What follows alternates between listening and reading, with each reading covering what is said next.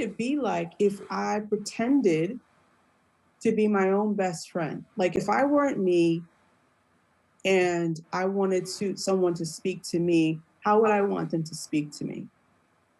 Right? We're always, because again, it goes back to the outside. We're wanting someone to fill us up and to tell us that we're good and kind and all the things. But it really is about what's going on in between the ears. Right. Hello, everyone. My name is Benny Ferguson, and welcome to Bridging the Mental Gap. Today, we're honored to have Fonda Clayton, a feminine power coach, discussing her Amazon best-selling book, Stop Giving Your Power Away: What Every Woman Should Know. During our conversation, she talks about how feelings of disempowerment and shame impacted her life early on. She also brings to light the many strongholds built into society against women, and how many women are suffering from these strongholds and do not even realize it. She brings it home discussing how she came to begin honoring herself and how she found that the ability to be vulnerable, expressing your true self, is the epitome of strength. She also discusses the lessons she learned during her moments of seriously considering suicide. As a man, having read the book several times and now adding this expansive conversation with Fonda, I feel incredibly empowered to be a friend, a partner, and most important to me, a father to my daughter. However, I warn you, if you're one who avoids the hard conversations, this interview may not be for you. But if you are open to all that will dramatically impact your growth and your ability to be a better person, whether you are a woman or a man, you will leave this conversation seeing greater power and opportunity within yourself. Enjoy. Hello, everyone. This is Benny Ferguson, and welcome to Bridging the Mental Gap. We are excited today to have Fonda Clayton. You can find her at fondaclayton.com. She is a feminine power coach, and she serves her clients out of Atlanta, Georgia. She has a podcast called The Juicy Life that you can find on Audible and Spotify. She's also a massage therapist and has been for over 20 years. She's an excellent resource on the subjects of food and cooking. She's an Amazon best-selling author, and today we're excited that we get to discuss her book, Stop Giving Away Your Power: What Every Woman Should Know. You can find her book at stopgivingawayyourpower.com. Fonda, welcome to Bridging the Mental Gap. Thanks for having me, Benny. It's a pleasure to be here. Absolutely. So, I've read the book, and I've read the book multiple times, and, each time I read it, it kind of makes me uncomfortable. And I'm not sure why. I want to know if you can maybe give some insight to that question. But right from the start, you really jump in, and it's one of those things where it's like the hard conversation. And I know for me, it starts addressing in the very beginning some of those conversations that I didn't have, and I realized that as an adult. Why do you think that made me uncomfortable, and why do you think it makes a lot of people uncomfortable, those hard conversations? Well, to answer that question about you specifically would be kind of like a life coaching session, and I'm not sure we want to do that here. But for people in general, we've been conditioned to not talk about. It's like the thing that we talk about in whispers, and we only address when there's a problem with this area of a woman's body, but not from a place where she's empowered and she has autonomy of this area of her body, her entire being. And so to talk about a vagina outside of the context of a medical situation or giving birth, just for the sheer purpose that it is, makes a lot of people uncomfortable, women included. Before I read the book, I didn't realize how much of the idea of a woman is, probably more so unconsciously based around that area of the body. I didn't realize that, and that the impact and how we view it, and the many things that are based around it in society, from marketing, and you're talking about using sex in your marketing. This is what we're talking about. Mhm. And and when I think of it, and again, reading the book, I thought about my daughter. I thought about my wife and other friends and family, and how it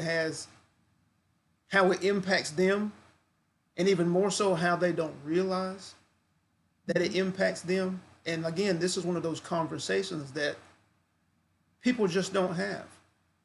Sure, sure. So on page 7, again, page 7, you jump right in, and one of the things you say here is that many still believe that keeping a girl in the dark is the best way to reconcile perceived danger, and that we need to change the conversation. And and we can break this up as we talk about it. But the next thing you said is maybe she wouldn't give it away to receive love, acceptance, validation, worth, and understanding. And when you say maybe she wouldn't give it away, that really hit me because, the first thing I think about is sex. Sure. And the next thing I think about is just herself in general, and not being strong enough in knowing who she is, Mhm. that she's seeking these things outside of herself. She's seeking love and acceptance and validation outside of herself. And as I was looking at my notes last night, it hit me that if she's doing that, I have failed. You know, possibly I have failed to an extent as a father. So, I know that was a lot, but just getting into that. First, the keeping a girl in the dark Mm. being the best way to reconcile perceived dangers. What dangers are we talking about? And why is keeping a girl in the dark a mistake? Well, let's start there. Keeping a girl in the dark is dangerous to her just from her sheer health. Like, just hormonally, we as human beings, we have progesterone, we have estrogen, and we have testosterone, men and women, just to different degrees that signal the body to display once we become of a reproductive age range. Okay, Mm-hmm. so when we when things start to sprout and we haven't addressed the elephants in the room as they were, then the message is that there's something that she's supposed to hide and that there's stranger danger. And you keep your panties up and you keep your skirt down and you wash down there, but you never look down there. You do not touch down there.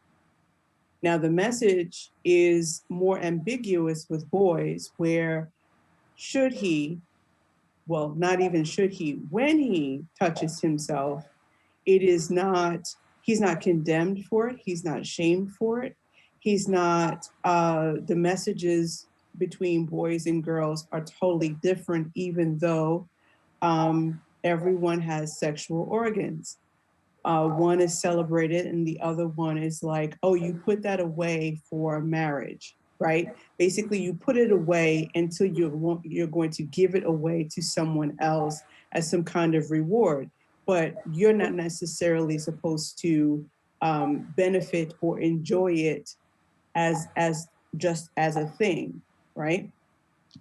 So that's a disservice, right? So she has no relationship with her body because you've taught her that having a relationship with her body is shameful. It's something that she's supposed to not do unless she's procreating or in love, meaning that she's under the covenant of marriage. And beyond that, that she's not supposed to have a relationship. And that's damaging, right? I mean, It, so you're teaching someone, you're you're teaching, building in shame. You're yeah, building in shame yeah, from that a there's very something early wrong with me. age. There's something wrong with me. There's something inherently, physically not good about me, and I should. I'm dirty, right, right. I'm dirty in some way, right? that even though I'm not like dirty in the physical sense, but then if I let someone have me, then I'm dirty in some way. Whereas men are celebrated as much as they engage in sex. And my question is always, so who are these young men having sex with? Because if it's not a young woman, then now it lends itself to a homosexual conversation, which is fine. But for all intents and purposes, we're just talking about a heteronormative context here, where a woman is condemned for making the same choices that a man makes. Right. And when you're talking about stop giving away your power, Mm-hmm. we're talking about developing and having a strong psychology, right? And knowing that from the beginning, your psychology has been skewed about yourself by society, and you may have been raised by, you know, good meaning parents who were swallowed up in society's norms, and now you don't even realize that you're less than your true self because of these ideas. Sure. Right? And I, as one, don't want to have to make sure, and am making sure, that I raise and teach my daughter correctly, right? In the Right. most empowering way, celebrating her sexuality. And no, that doesn't mean being promiscuous and all of that stuff. That's is not what I'm talking about. We're sexual beings, and we Correct. we misconstrue the And being a word sexual being sensual. has nothing to do necessarily with having sex, right? Well, but that's what I'm getting ready to unpack, in that, like, the word sensual, it has to do with the senses, Mm-hmm. right? Sight, smell, touch, right? But what we hear is connected to sex. Sexuality, the expression of the physical body moving through earth, not the sexual act. Mm-hmm. What we hear is sex, Mm-hmm. right? Mm-hmm. And so before we move on, when you were talking about the reference of page 7, I think it's really Uh-huh. funny. But when me, when a young woman, no matter her age, I didn't mean that, when she makes a decision to be sexual, the sexual act, sexual intercourse, whatever that means, she's giving her consent, but sometimes it's not necessarily the consent that she thinks that she's giving. In other words, if there's an emptiness or a void in her in herself, in her beingness, where she didn't get enough love or attention or affection, etc., as a baseline, as a foundation of what is healthy touch, what is healthy affirmation, what are affirming, life-giving words to the psyche, so that when things play out between her ears, right, the brain, Mm-hmm. when she gets those messages from knee high to a grasshopper, by the time that she's able to, when she goes away to college, or she, makes these life decisions, she has a baseline of what to look for, right? And good or bad, so that she is not trying to achieve those things, fill the void, fill an emptiness inside of her body, inside of her vagina, because someone has given her some flowery words that she's been craving, or that she's never heard before. And the brain makes it mean something, Right. right? More than it should, right? There's value put outside of the self, right? And it's reinforced in movies like a Jerry Maguire of the "You complete me." So now this is the baseline of what we're thinking that love and relationship is supposed to mean. Even the word relationship is skewed, because even though relationship means how you relate between you and a person, place, or thing, Right. we make it automatic, we make it romantic. Right. And that is the disadvantage, where there's a hierarchy of relationship, and we put it on the romantic exchange, when, unless you have a healthy foundation of how to relate to your brother or your sister or your mother and your father, and most importantly, yourself, then your lens, when you go to have to relate in a romantic situation, you're screwed. It's like you're like really looking. You think you're looking at it head on, but really, like the axis is tilted, and so now the filter, right? Because the filter is a whole other conversation. It's just another layer. It gets very convoluted, and now all these expectations of filling your cup is put on this other person. This romantic relationship is supposed to fill you up, but you're supposed to already come full. You're supposed to already come full. Right. Yeah. Right. And that, and that makes me go back to, as a parent. So I guess that's the biggest way. I mean, I did think about my partner and family, but the biggest thing was as a parent and as a daughter, with a daughter growing up.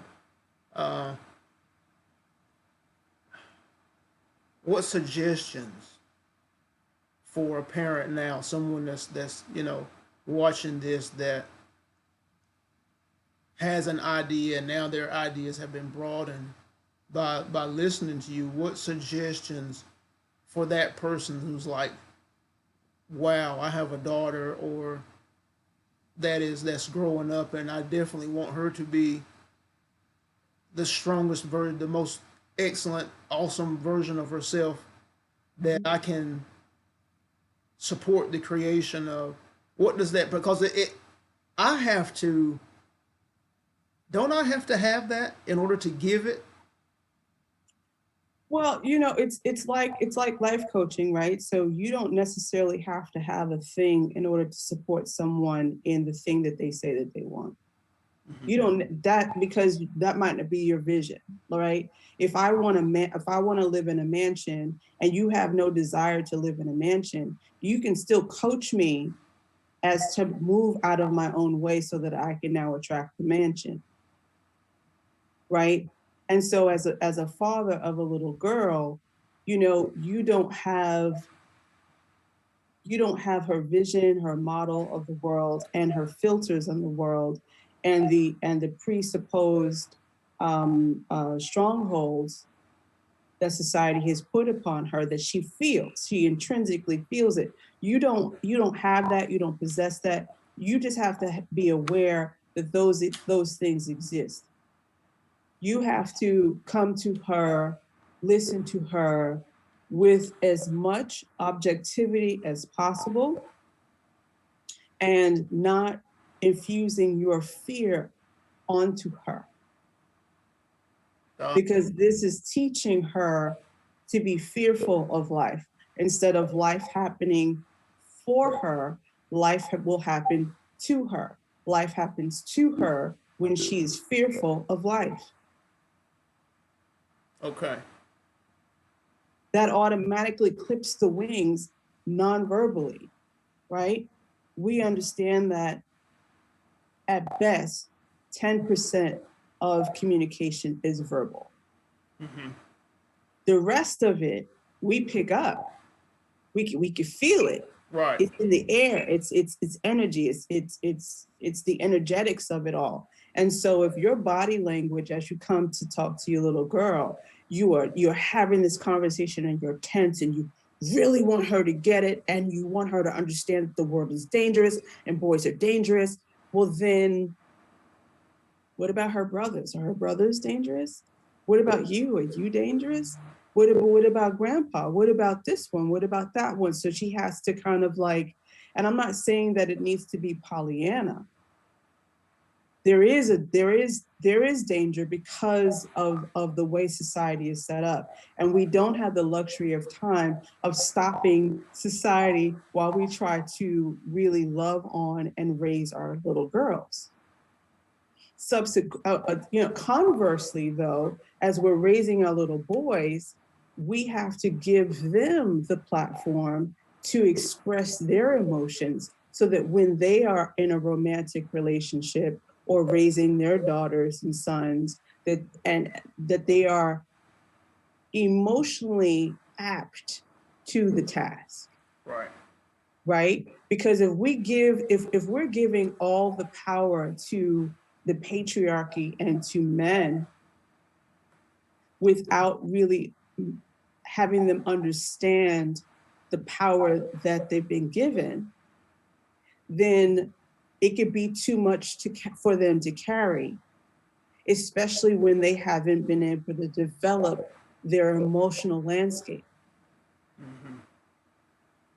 So there's a thing that needs to be happening simultaneously so that when we raise our daughters, we make sure that we're not just loving our sons and telling him everything is great and everything he does is great. And then everything that she does, she has to course correct all the time and she has to have a responsibility for all the things all the time, right?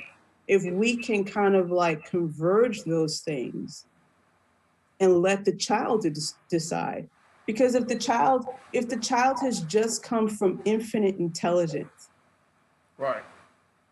then intrinsically the child already knows. We do a disservice to our children when we convince them that they don't know and that we know more than them. Now, granted, we do. We are caring for this child. This child is helpless. It cannot speak for itself. It cannot walk. It cannot talk, all the things. But its knowingness is intact.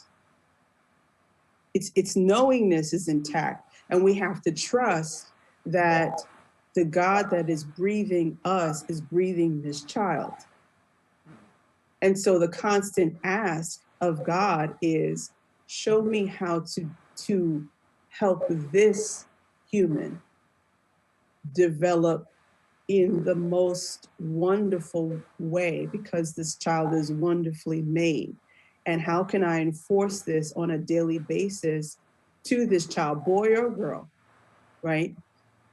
That they are wonderfully made and that they will make mistakes and that they're resilient and they'll be okay. And it's okay.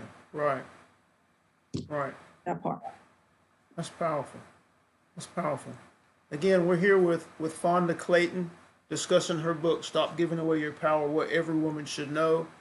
And I am here in the father role. And I think we're kind of moving to this point on page 8 and 9. You say, or you talk about accepting who you are now and how to talk to yourself. I'd like to kind of get into that on the importance of accepting who you are. And how to talk to yourself, and then come back around. You mentioned strongholds and the strongholds in society that create weight for our women. Let's kind of talk about that also. Accepting who you are is no matter where a person is as she reads this book, there are things that she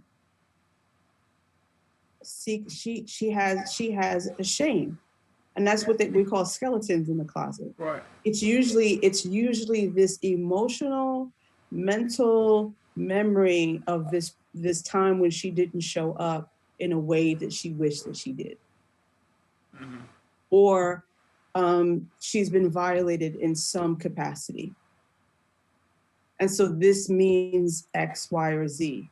in her head, right? That she's somehow broken or she's damaged or she's dirty. And the truth of the matter is that we are a culmination of every decision that we've made or haven't made, experienced or not experienced. It is about what is the baseline? Where am I? And if I don't like something about myself, what steps can I take to get closer to that version of me? Because if you can imagine that version of yourself on a certain plane, that version of yourself already exists. Right. And you're capable, right? It shows you that you have the capacity. Of course, Right. you have the capacity. We're just amazing. We are amazing specimens. We're completely flawed, and we have the capacity to do all things. Right. Right. But if I have a story that I am dirty, let's say, then my filter must be dirt. And therefore, everything that I see and everything I experience and the way that people experience me or the way that people react to me must reinforce my story of being dirty. It must. It's law. It's one of the principles Right. of life, right? It's the law of attraction, right? So like all this talk about, the law of attraction, and they're talking about money. Okay, right? Anything and everything, yes. But it is that story, that loop, that hamster wheel that left unchecked will color your whole landscape of your life. So how do you get to like yourself, accept yourself? You gotta notice the self-talk. That self-talk is a bear. That self-talk, I used to talk to myself in such a disrespectful way, hateful, right?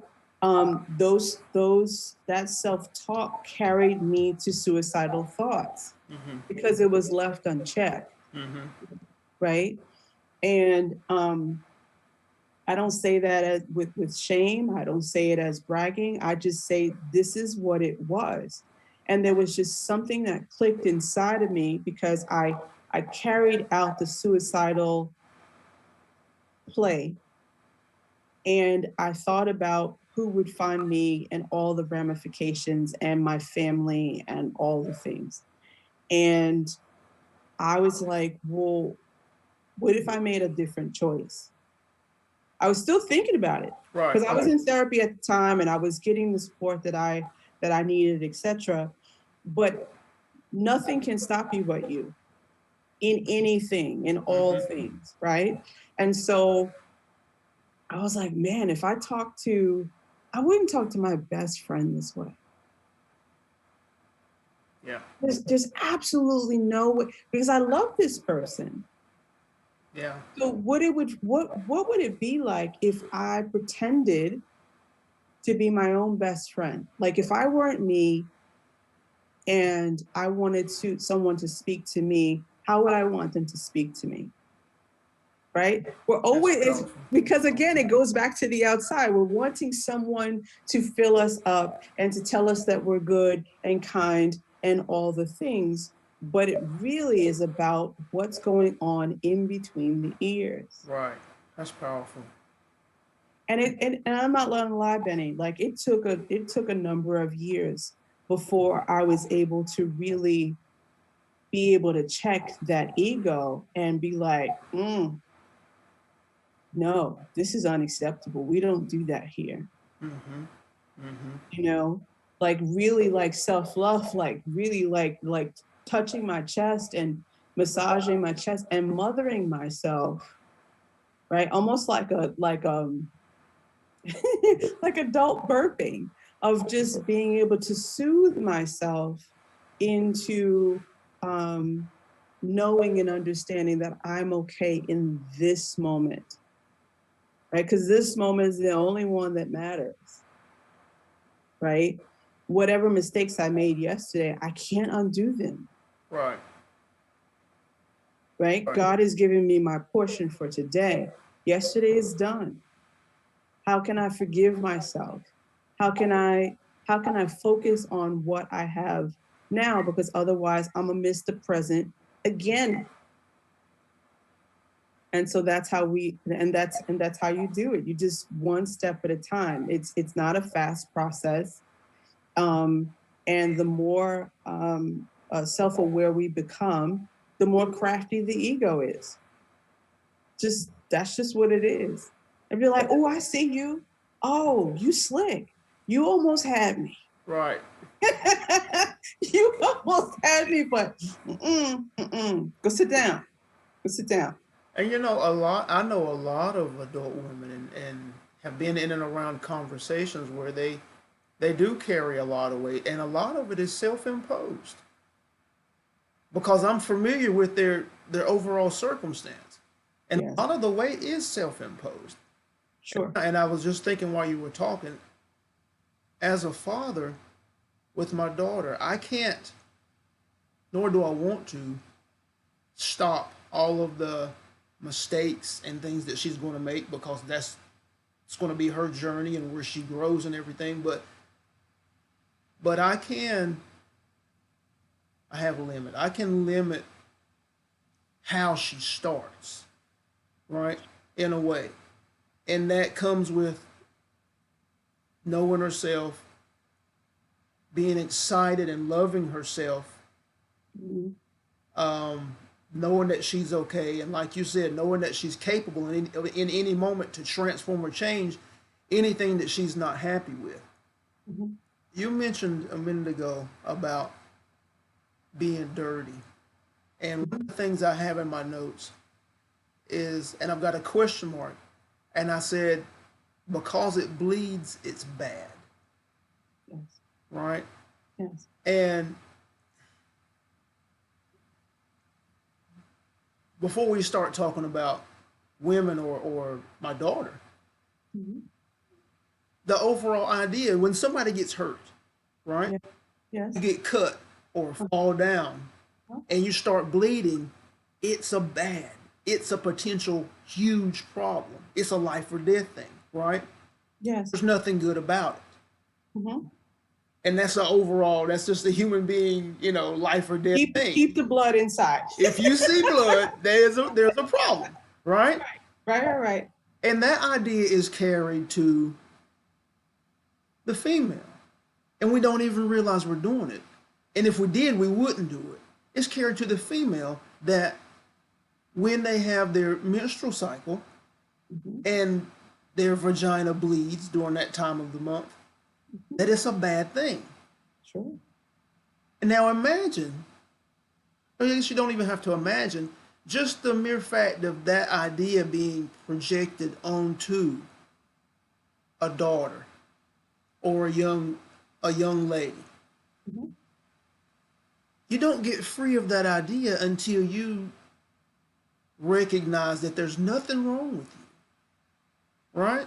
But if you never do that, you're always carrying the idea that there's something wrong.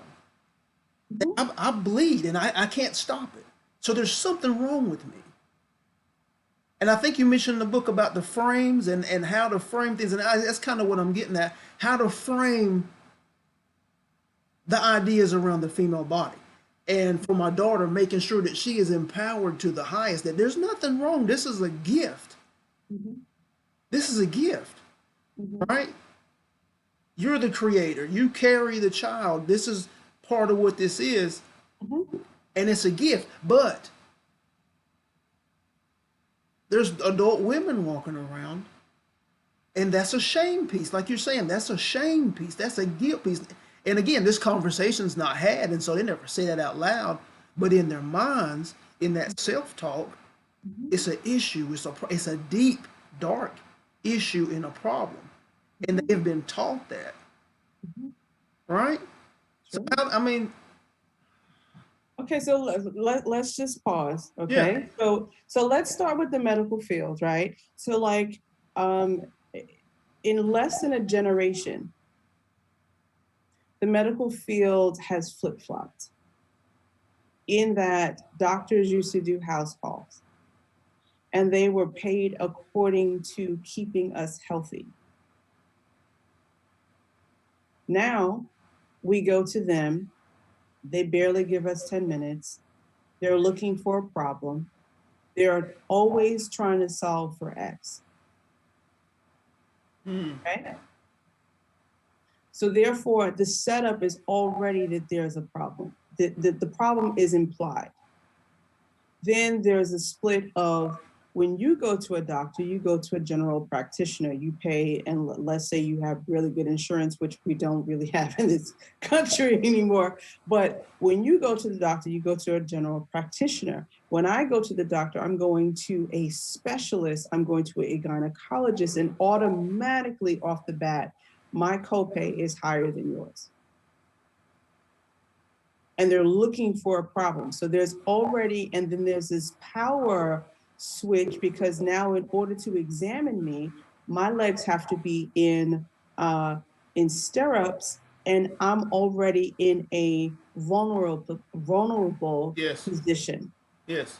And depending on whether or not the doctor has a good bedside manner, I could straight up feel violated and not even know what my rights are and how to navigate that, because now I'm just trying to survive this visit. Okay. And so there's already this dread, right? And it's kind So of now, built into society. huh? It's like it's built into society. It's built in. It's built in, right? And so when you speak to other women, you hate it. Everyone hates it. No one's talking to each other about what to do when you go to the doctor's visit. You're the one in power, even though you're the one that's naked, right? This is what I teach my clients when they're on the massage table and they are naked. They are still the person in power. They are still, they have their power intact, is what I'm saying. Okay. We're not taught that when we go to the doctor's office, right? Especially being in a woman's body. Now she's going to get a mammogram, built-in anxiety, where her tissue is being smashed between cold metal. And if she and there's a fear, there's this thought of, oh my God, like my breast can be ripped from my body if I make a sudden move. That is traumatizing. Right. Okay.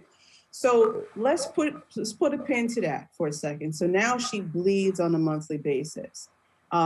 Whether it's a normal bleed or abnormal bleed, that's a whole other conversation. Okay.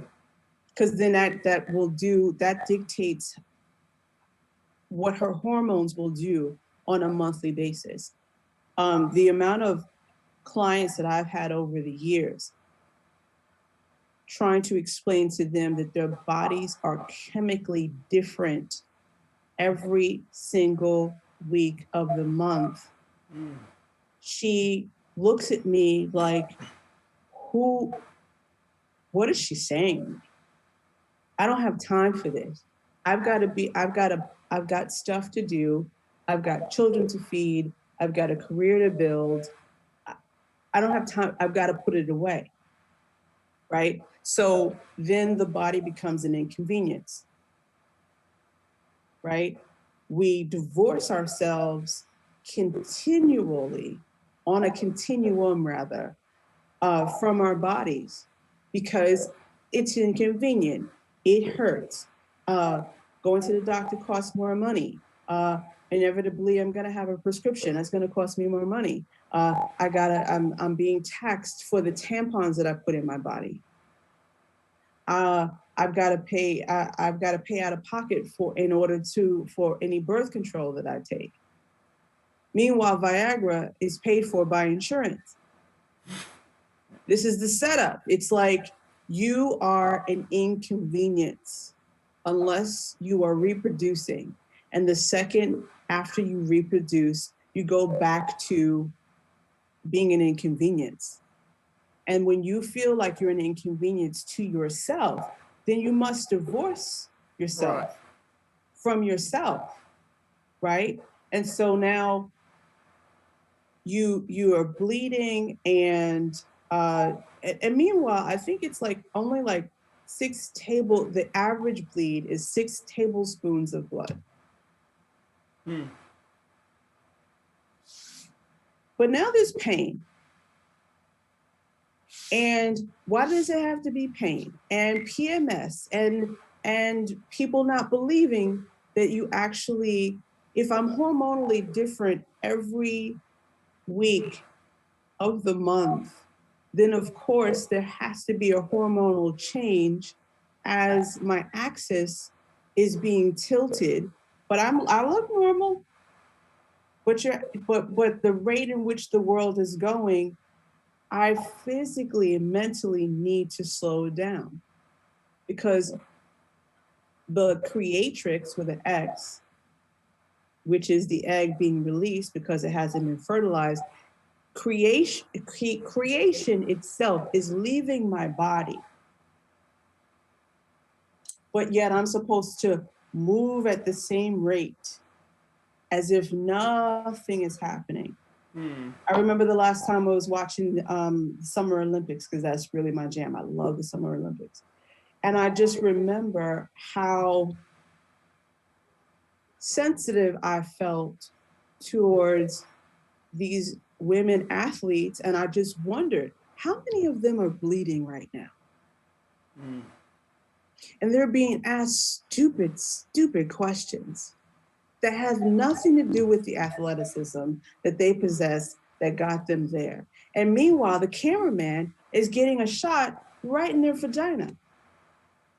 What are you doing? What are you saying here? This built-in thing where even though my body is going through all these things, I'm still being ridiculed and sexualized without my permission, um, and the most salacious ways. And it's just like, oh no, what's the problem? But then J Lo and Shakira, they are celebrating their sexuality, which is the reason why they are performers in the first place. They own their sexuality, and now it's problematic. But we see that as bad too. I mean, a lot of people see they have a problem with that, which is the inherent problem, which is the inherent problem, which is what I'm not interested in teaching my daughter, right?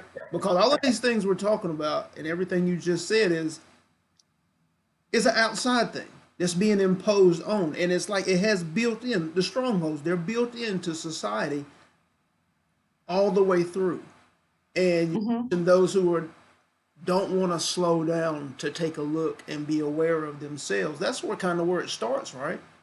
If you slow down and really pay attention to your body, begin to celebrate your body, Mm-hmm. check in on that self talk that you mentioned. These are the key things, right? So that when you do go out and you step out and you begin to realize the the power that you have over Mm-hmm. these built-in strongholds. Mm-hmm. They're really not there. Mm-hmm. But once you step back into yourself. If you can step inside of yourself, right? Because you have to almost like ceremonially marry yourself. You have to Mm-hmm. rejoin. You have to rejoin with yourself, regardless as to your family of origin story. How do you reclaim self so that you are congruent, so that you are in alignment, so that you honor, regardless as to whether or not the world will ever get it? Do you honor the fact that you are in this female body? Regardless as to, yes, there are taxes on sanitary. The fact that we have to call it sanitary, Yeah. first of all, is Yeah. like, you know, That's interesting. But there's taxes on it, and we have to pay them because we have to get on with it, right? Most of us do not have the luxury of leading up to the period and up to the bleed and a couple of days after. Like, what's that? Like, that could be 14 days, depending on what her hormones are doing, what her diet is doing, how she sleep, her sleep quality, so many different variables. And in society, it is beneficial to split all these things and segment them and almost like blow them up as puzzle pieces and put some over here and put some underneath your arm so that it has you hopping and you now you've got to like pay money for this to fix this problem and fix that problem when it's usually all tied into the fact of self-acceptance first, Right. no matter what the body is presenting. Self-acceptance first. Like there are a lot of women who are suffering from PCOS, right? It's polycystic ovarian syndrome, right? And it's pretty ambiguous because they can't really pinpoint a lot of it. But most women who have this, it is healed, and I do use the word healed on purpose, through diet, right? Because you're not supposed to use the word healed. You cure it, right? The syndrome. So you got to be able to write a prescription for it, right? But then this keeps her on the drip, and this keeps her outside of her body, and this keeps her divorced from accepting this is what my body is presenting. It's giving me a message right now. What can I do to empower myself so that I can become as congruent as possible and then seek out medical attention as needed and as appropriate, as opposed to it being the thing. Right. And when you say cured and healed, when you say cured, I feel like cured is like an outside thing, and Mhm. healed is an inner thing. Right, right, right. I identify in the lexicon as a healer, Mm-hmm. but I am clear that I'm not doing the healing. I'm clear that the person that's coming to me is doing the healing. Yeah. I understand that I'm the conduit through which God travels in order to hold space for that person to do what they say that they're ready to do. Right. But she has to do the work. Right. Right. So I'm the same place to do that. Yeah. right. So let's talk about Fonda for a second. Feminine power coach. How did you come to that? Is that something that you have like always been a inspiration of yours, or is something that you has been a progression from one thing to the next that you came to this place? Oh, absolutely. Right. So um, everything is a culmination of decisions you've made or haven't made, right? And I coined this phrase because I love the energetics of the feminine. The feminine. I am not a feminist. It's the feminine. Because in the celebration of the feminine, I must engage and I must appreciate the masculine automatically. But because I'm presenting in a female body, I want every person in a female body and every person that loves a female body to appreciate everything that's going on in here, right? I love the idea of just the earth, right? So the inception of the earth had to be a thought form first, and it was done in the darkness. The feminine is in the darkness. It conjures. It pulls to that which it wants to create. And then it just brings everything together to crystallize it. The masculine, the divine masculine is the vehicle to which everything is put in order to for completion. But the feminine is where everything is conjured, right? And then when I think about the inception of the earth. I think about the cosmos, really, right? Where things are dark and it's void of light. The female body is the same. Most of it is done in darkness. But for some reason there's a flip-flop that when things are done in darkness, right? Then that is now bad in society, because what society means is when you're doing something in darkness, it's usually some affair of some sort. But magic happens in the darkness. Light is not required at that time. The divine masculine is the light because it will infuse and it helps things to grow.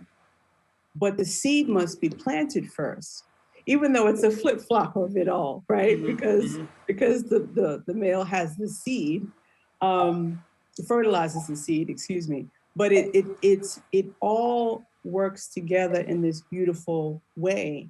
And even when I have male clients, getting them to understand that they don't have to do as much as they think that they have to do, because they can overdo it and burn out, right? This is why men fundamentally usually will die before women, because they are burning both ends of the same candle.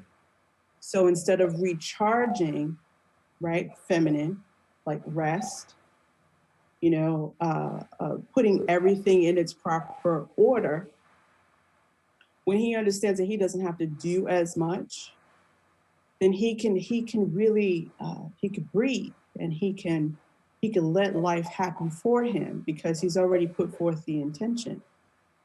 Conversely, women overdo things.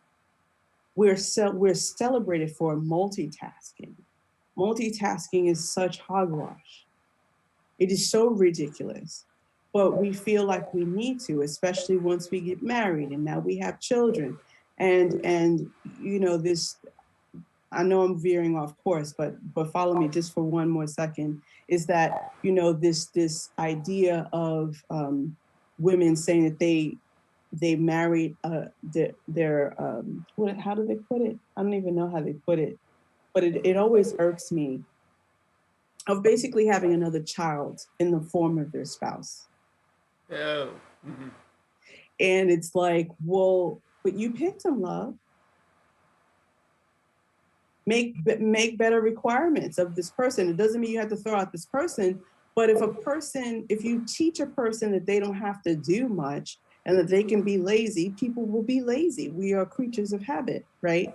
And so she overcompensates and she will overdo. And so while she might not die as fast as men do, what she will do is she will create things called fibroids, or highly cystic breasts, or it'll show up as insomnia, right? These are things where there's an imbalance of the energies of masculine and feminine. And so I wanted to kind of like really hit it on the head. So when I coined the phrase, it was really to force people to kind of be like, well, what does that mean exactly? To have a deeper conversation. Right. Yeah. Right. That's awesome. That's awesome. Again, we're talking to Fonda Clayton Smith. Her book, Stop Giving Away Your Power, What Every Woman Should Know. Fonda, in the book, you also mentioned being a part of what you call healing sessions. And you mentioned that all have held some unprocessed emotion from a previous trauma or drama. And all of these past moments are being carried around in the body. Now, what does that mean?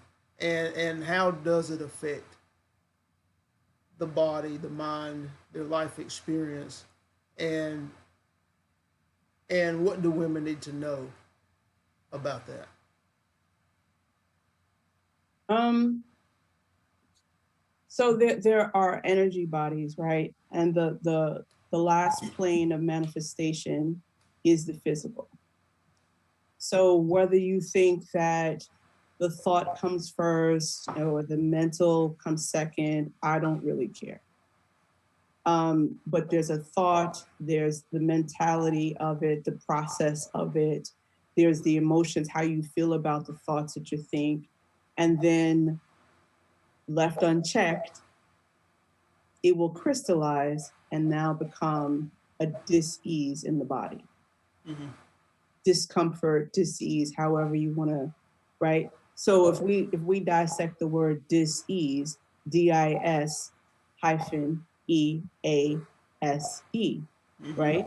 You are without ease. You are without homeostasis in the body, right? And it has to do with the fact that if I associate being a woman with, if I associate pain with being a woman,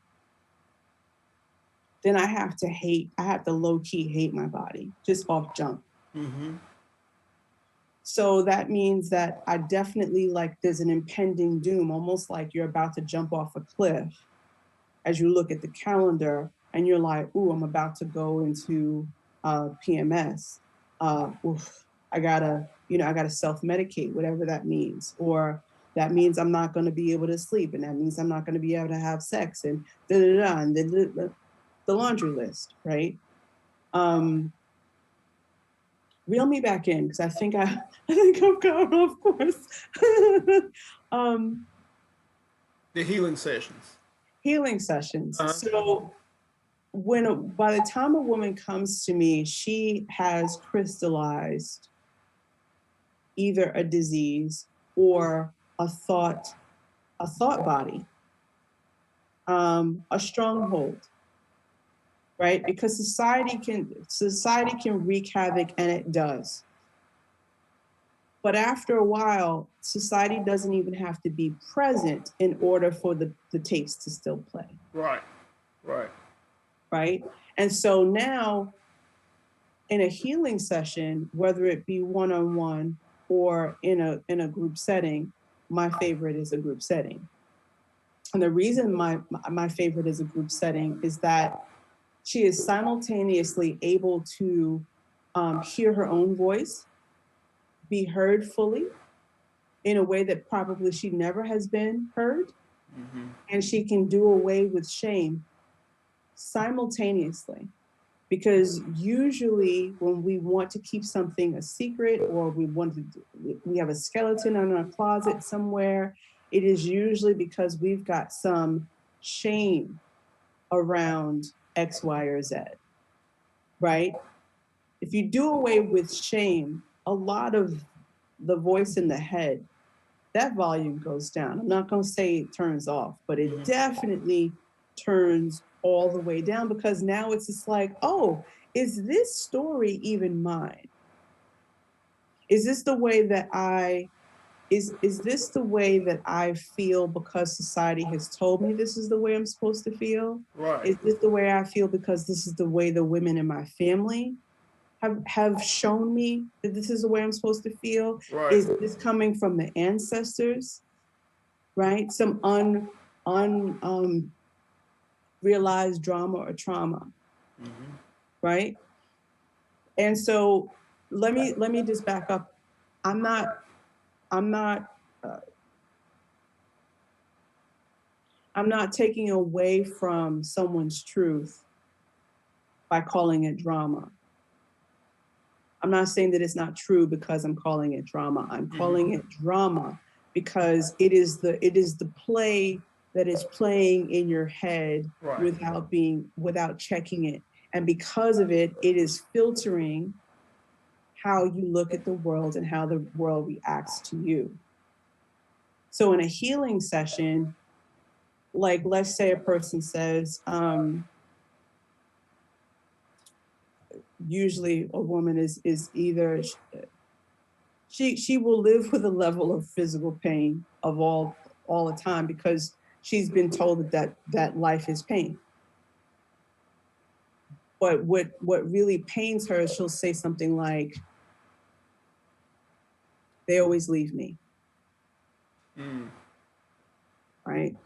And so we examine what that looks like. How does it play out?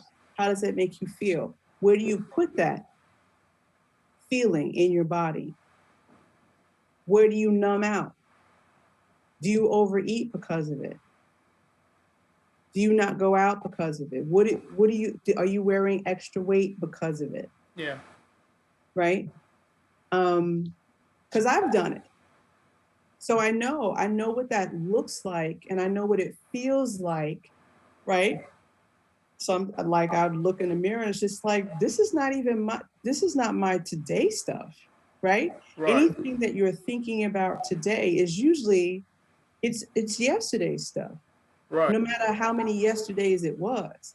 And so then we begin to unpack, yes, this happened to you. Yes, you feel this way. How do you want to feel? And by being witnessed by other women, because women and girls have this really great way. We know how to commune. We know how to create community. We know that I don't need to do a heavy lean, right? A healthy woman knows that she doesn't have to do a heavy lean, but when she has someone to lean on, then she knows that she can shoulder to shoulder do whatever is in front of her to now face and go forth, right? But then now with the addition of these, there's this bubble that gets created where now she's in her own internal world, but she's judging herself based on whatever she sees on here. So that then it switches again, and we miss the mark. So the more that we can commune, whether it be face to face or even in this type of medium, is helpful for her. I think it's just helpful for humans. I mean, to tell you the truth, when I wrote Stop Giving Your Power Away, it was really about, I had to pick one or the other, right? And then I always make sure that when I am interviewed or asked about the book, that I'm always talking about human beings, because if we are only dealing with one and not the other, then we're still missing it. We're still missing, I'll admit, I saw a lot of myself in the book. Okay. Because of the title, I keep mentioning, and it's very important to me about how I raised my daughter. But I saw a lot of myself in the book, and it made me question myself. It made me look around for, the strongholds and the ideas that are playing in my mind that were given to me or that were taught or expected. And I realized that a lot of the things that had been taught and the way I saw myself a lot of times were in conflict with the person that I intend to be. Right? And then it's like, okay, well, this stuff over here is not even really me. I didn't choose this. I didn't choose these ideas that I'm placing on myself that is creating the weight and everything. And it's, it's there for me. And as you pointed in the book, it's really there for women. And it's important that they know, and it's important that they, begin to celebrate themselves and really watch the language that and how they speak to themselves, and pay attention to how the society is set up. That can cause them to start really playing those tapes of, not accepting themselves and low value and low self-worth. And I mean, there's a lot of that out there, but you have to really look this way. Right. I mean, and the thing of it is, how we can stop giving our power away immediately is to understand that society is the matrix. If you understand that the society is the matrix, and that everything that should be isn't, or at least 180 other than what it ought to be, right? Which makes us feel like the world is broken and all the things. It's really an opportunity to be like, okay, if society is the matrix, then there's a veil. I mean, the Wizard of Oz like shows you everything that you need to know. And if you just peep the game, that there's someone behind the curtain, right? And it's that person behind the curtain is pulling the strings, pulling your strings accordingly, right? You've got beauty industry, you've got fashion, you've got all these different things telling you you're not enough, or you're not pretty enough, you're not enough of this, you're not enough of that. So now I've got to go outside of myself to fill this hole that I believe is true, when in actuality, the hole is not true. You've been there the whole time, my dear. You just haven't looked inside for your truth. And the tapes that might be playing, Right. may not be a good story. But where are those tapes? Where's the tape recorder? You don't Right. have to destroy the tape recorder, but you definitely have to find the tapes that are playing and be willing to go against the grain, to go against the matrix and change the tapes. Because And when nobody's responsible. Nobody else can do it, right? no one else can do it because it'll never stick. Right. No amount of my husband telling me that I'm beautiful is going to make it stick unless I believe that that's true. Right. Then I got to go and find any tape, any match that tells me that's contrary to the thought that I'm beautiful. I've got to go and change the tapes. Otherwise, he has to tell me again and again and again. Right. Which is exhausting. The setup Right. is exhausting. It's like, oh, unless he tells me, then I'm not. Which is ridiculous because, like, Right. obviously something brought him here. Now all of a sudden I need him to fill my cup all the time. Now we got to redo that.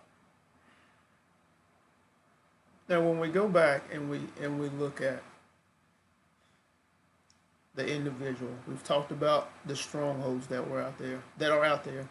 We've talked about the tapes that we're playing inside of ourselves that have been created by those strongholds because we accepted them and we were taught to accept them as being true.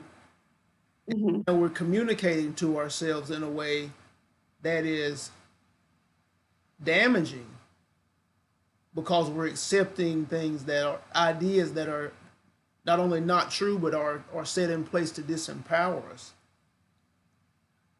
How do we stop hiding? How do we really, and we've talked about it some, but really get back to ourselves, stop hiding? You mentioned many masks in the book.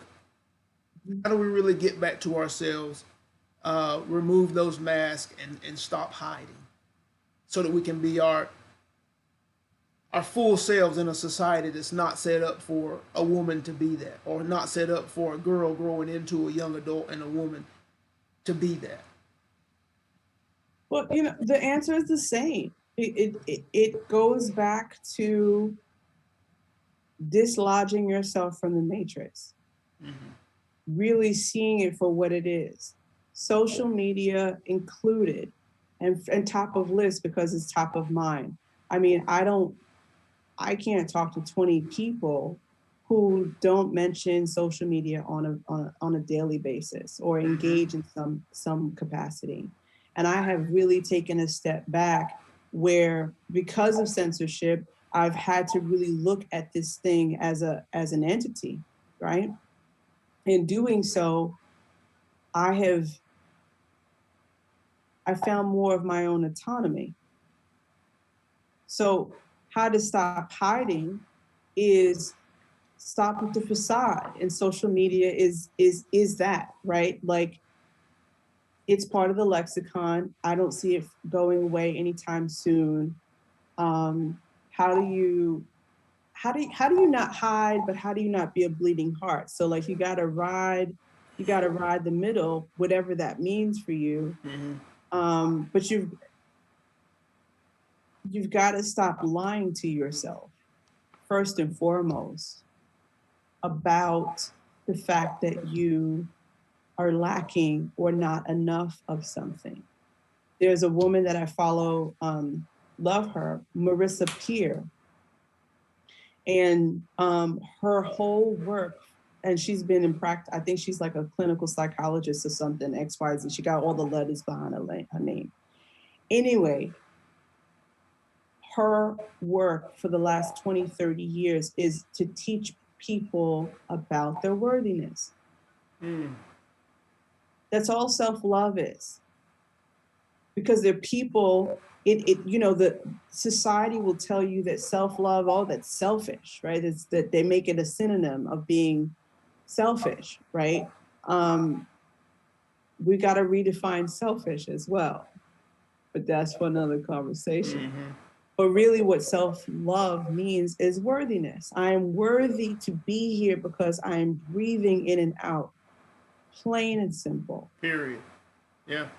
Right? But if I'm afraid to take up space, then I'm pseudo hiding. And in doing so, my ego is still fulfilling its own prophecy, because the ego's job is to stay alive. So even if I'm just like, oh no, I'm too shy, I can't do that. That's ego. Ego also is, oh, I'm the greatest of all. Ego. We don't have to make it good or bad. We could just tell ourselves the truth of, you know what? I am great.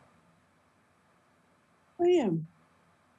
Right? And being able to celebrate yourself in plain sight of other people. Just saying, society be damned. I don't care what you think of me. What you think of me is none of my business.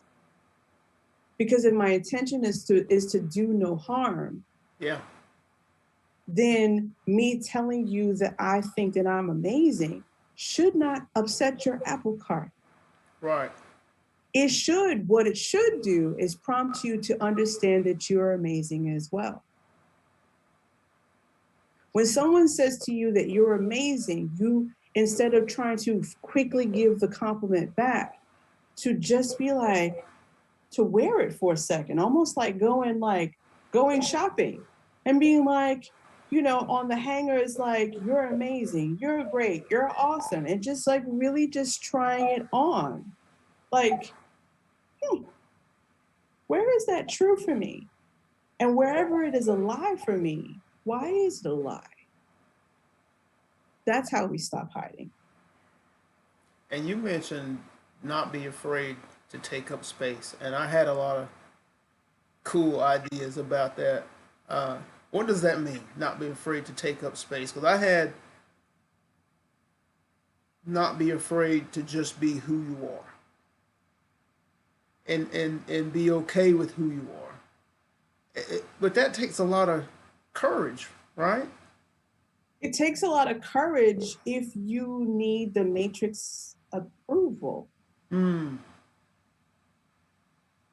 Because then you are with the yourself, and then there's the matrix, and then there's this otherness that we also celebrate in society, right? So what that means is when someone is a superstar, we celebrate that, and then we make this person other than human or superhuman, also above yourself. But then if they get too popular or too rich or too whatever, for whatever your barometer of understanding is, now you want to chop down the cherry tree. Right. Get great, get amazing, get awesome, but not too much, please and thank you, right? So not being able being able to shine regardless as to how someone else feels about themselves, we can say that it's courage, but it's really, if I'm able to recognize greatness in you, then there's greatness in me, because we're only mirrors of each other. Right. You wouldn't be able to see it if you didn't have it. Exactly. I have to have the, even if I have no desire to do it or no desire to be it. Like, let's say you played the guitar, right? Because you play the guitar, I recognize that I have the capacity to play the guitar. I have no desire to play the guitar, but I can appreciate the fact that you love to play the guitar. So now, instead of being small-minded, I can now be like, I could take the blinders off a little bit. I don't even have to take them off. I could just widen the view and be like, what do I love to do? What jazzes me? Right? So I'll give you an example. So I had a client that I was texting with this week, and it was fascinating. She sent me this picture of this necklace that she had, and she asked me how I felt about it. And so my question to her was, how do you feel about it? Like, you bought it, you went to the store and you bought it. Like, what are you asking me for? Right? And so she got a little testy, and she's just like, well, I'm asking your opinion. And I'm just like, I hear that you're asking my opinion, but I need you to start trusting your opinion. Yeah, but why? Right. Right? And so I was just like, so she's just like, well, I think I'm gonna I said, so how do you feel about it? The next day I text her, how do you feel about it? And she goes, I love it, comma, but I think I'm gonna return it. And I'm like, why do we throw away, why would we dislodge ourselves from something that we love and that gives us joy? So she goes, well, I have to get it appraised and it might not be worth the cost. I was just like, if it sparks joy, you must keep it. Right. And that's so subtle. That conversation is so subtle, but it speaks so much. Over everything. For people that can hear it. It speaks so much. She communicated so much to you in that short conversation, in those short text messages, that you're looking outside. And this is what we're talking about. Stop giving away your power. And using the metaphor of the Matrix, you're looking outside of yourself for acceptance, for everything, love, for all of these things. Right. When you have to give it to yourself, because it's not going to come from outside. Never. You know, I feel like while you were talking, I had the thought of just sitting down, being still, closing your eyes, closing your senses off to the outside world and saying, this is me. I'm right here. You know, I'm right here. And I'm enough. And I'm enough. I'm amazing right where I am. I'm beautiful right where I am. But you said earlier, anything I want to change or do more of or do better, I have the capacity. And I don't need approval from anybody else, from anything outside of me. Anything outside, whether it's an idea, whether it's society's ideas, whether it's friend, mother, father, I'm enough. And I don't need permission. Right? But we're conditioned to gain permission. Right. We're conditioned that if I buy these red bottom shoes, then I will achieve a certain feeling, but I will also achieve a certain status. Right. Never mind that they hurt. Right. Never mind that I don't know. that I could have put the same amount of that money into Bitcoin or the stocks or something where I'm gonna actually, there's gonna be a return on investment. Right. If that's what you want, if it sparks joy, then have the shoes, but don't buy the shoes because they're going to gain you a status. There's a difference and there's a split, and it feels subtle and it feels like it's the same, but they're not. They're just completely not. I wanted to circle back to earlier the conversation we were talking about, if she had acceptance and love and groundedness within herself, perhaps she wouldn't give it away, right? We know how to be naked. We know how to have the sex, but rarely is there the person whose cup is empty, knows how to be what I call naked, which is vulnerable. Vulnerable is the thing that that a lot of people are looking for when they get naked, right? Conversely, a lot of people are fine with having copious amounts of sex, but they never want to be vulnerable, right? Because vulnerable is a synonym of being weak. Right. But vulnerable is the epitome of strength. It is the impetus of power. The ability to do it, the ability to just crash and burn and know that you're okay. To be okay I'm okay with me regardless as to what happens. Right. I am perfectly made. I made a mistake. I am still perfectly made. I see me. I can look and look at in the mirror at any and all flaws in full acceptance of self. Because if I don't, what I will potentially run into in a sexual partner is someone who is going to mirror how I really feel back there about being too fat or too flabby or too whatever. But Right. now I'm calling that sexual partner mean. But that's the way that my inner landscape is. But Right. if That's I, the way that's right? But if right. I clean that up, there is no way that even if that person is mean or narcissistic or whatever the label is, that person either can never come, and if they ever are there in the room with you, they can't stay. Those are the variables. Because if I'm clean in here, if I'm well with me, if I could get like really raw, vulnerable with me, Right. and if I could tell my truth, because really vulnerability is the ability to tell your raw, guttural truth from moment to moment on any level, Right. right? Because we think vulnerable, we think weakness, but we also, there's this sex is in there somewhere.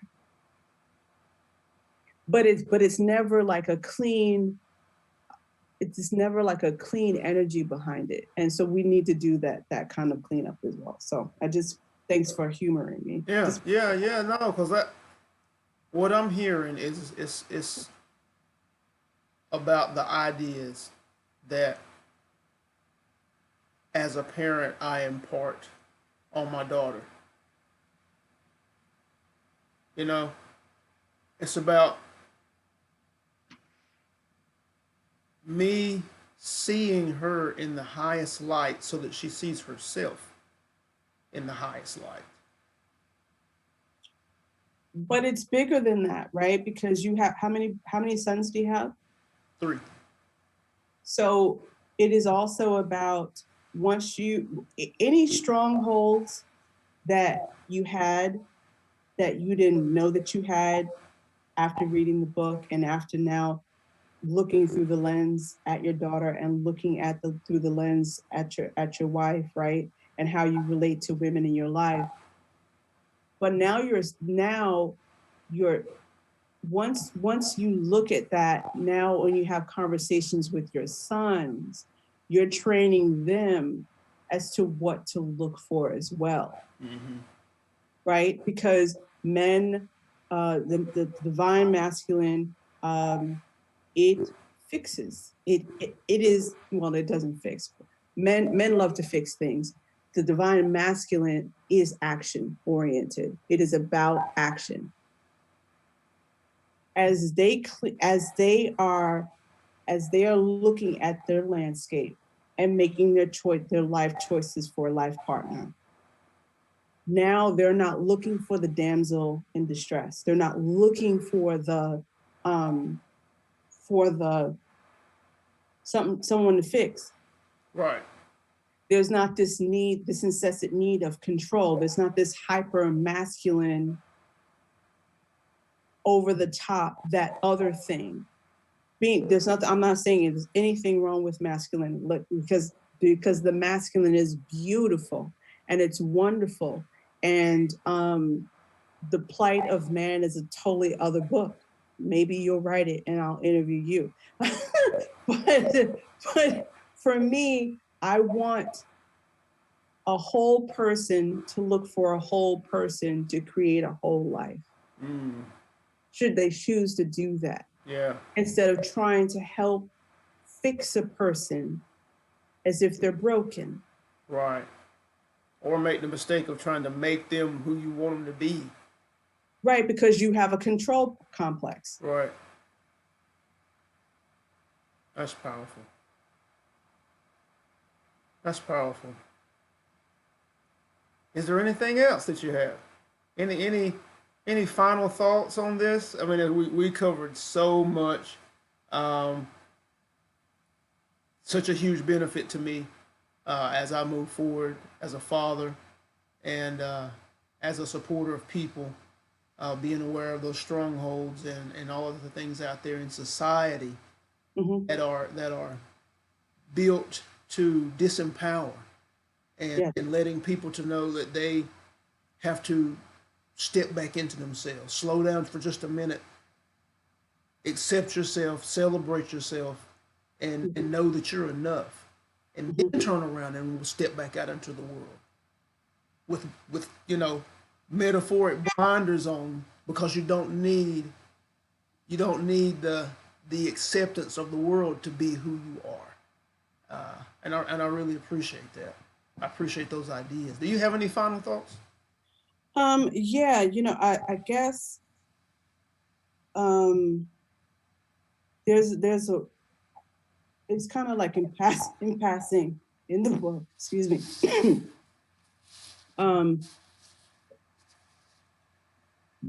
When I'm talking about gossip, okay? And gossip lends itself to competition, where you have to other people. You have to put them outside of the clique, whatever that means. And in doing so, you clip your own wings.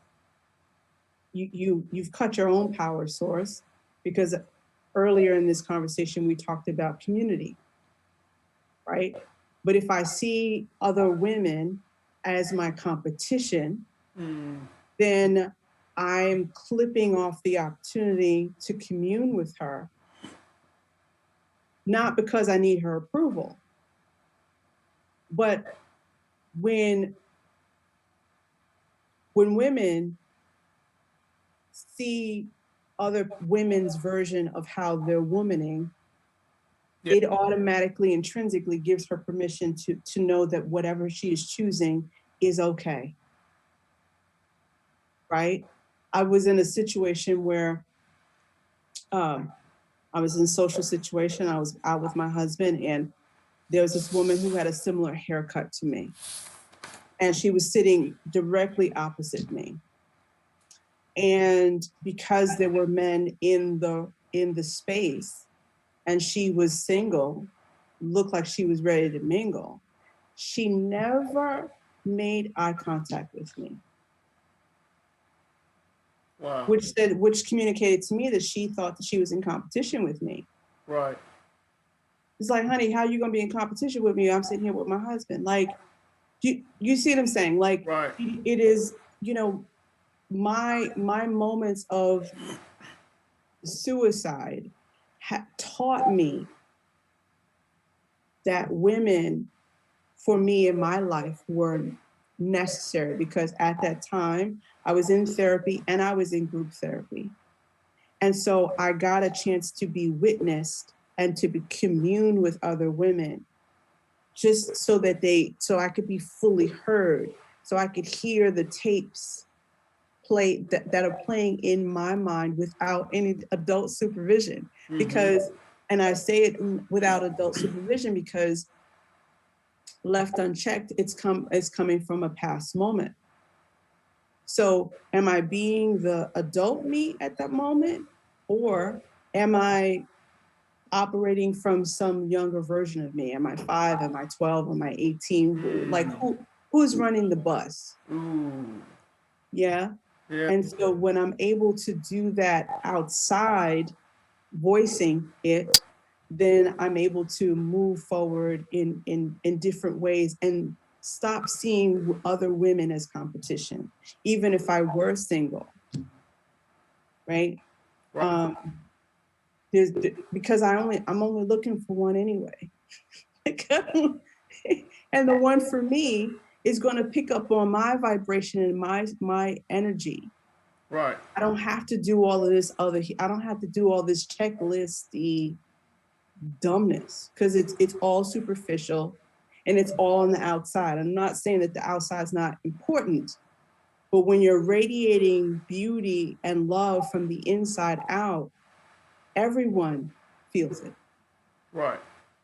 And it's your unique individual Signature. radiation, right? Yeah, signature. So Right. no competition with that because nobody else is giving off the same thing. That's right. It's like a Right. fingerprint, right? Yes. Yes. A fingerprint is yours and yours alone. No one can be it. You can't fake it. Right. So your energy is the same. And so for us to walk around as if like we're islands instead of pieces of a whole, man, then you understand that life is happening for you, and it's not me against the world. Wow. That's awesome. And knowing that would definitely return you to power. Absolutely. Absolutely. So Fonda, where can people find you and where can they find your book? So you can find my book on stopgivingyourpoweraway.com, and the best places to find me are fondaclayton.com/community. I've moved the community off of Facebook because I don't believe in censorship. I want women to be heard and to hear each other and to witness each other. And you can find my podcast at thejuicylife.co. Again, that's thejuicylife.co. That's fondaclayton.com/community. What else did I say? Oh, and stopgivingyourpoweraway.com, where you can purchase the book. Okay. All right. Thank you so much for that. And again, all of Fonda's information will be in the description. Thank you very, very much. Wow. Appreciate you being with us, and we look forward to the next conversation. My name is Benny Ferguson. This is Bridging the Mental Gap. We were here with Fonda Clayton Smith today, talking about her book, Stop Giving Your Power Away, What Every Woman Should Know. We'll talk to you soon. Thanks so much, Benny.